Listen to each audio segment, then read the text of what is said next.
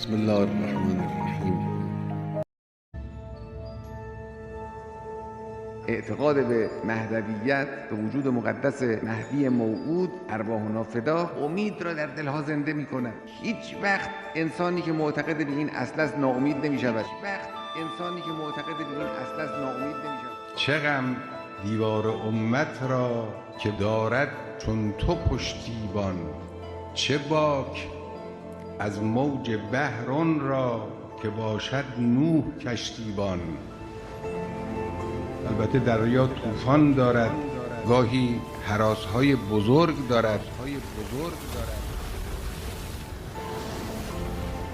اما وقتی کشتیبان بنده برگزیده خداست، معصوم است، اون وقت دیگه بیمی وجود ندارد.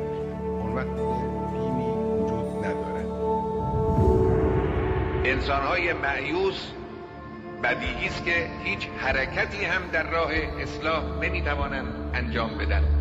اون ملتی که از پدید آمدن فرج ناامید است مجبور می شود وضع موجود را تحمل کند، بپذیرد، تسلیم بشود، خود را با اون تطبیق بده وضع موجود را. اما اون ملتی که میداند که علی رغم ظواهر قدرت آمیز قدرت‌های جهانی و سلطه‌های جهانی و علی رغم با عظمت ظاهری باطل در همه جلوه‌هایش میداند که این عظمت مندنی نیست.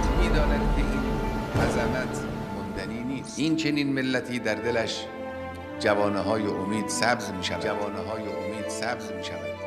اون چیزی که انسان‌ها را وادار به کار و حرکت می‌کند نور امید است، نیروی امید است.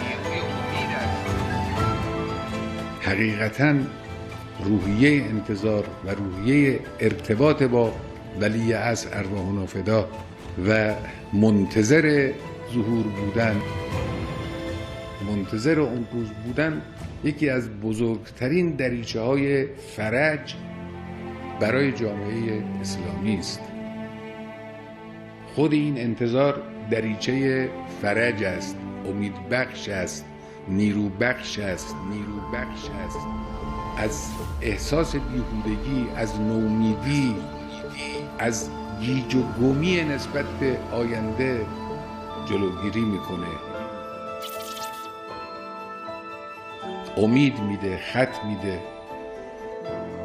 در طول این قرون متمادی بشر حرکت کرده است از کجراه‌ها، بیراه‌ها، راه‌های دشوار، سخت، با برخورد با موانع گوناگون در بین این راه‌ها تا خود رو برسانه به این جاده اصلی. این جاده اصلی همون جاده زمان ظهور است،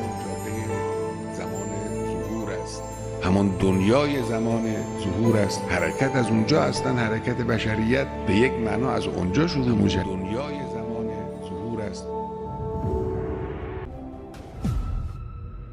اینجا مرکز مقاومت است.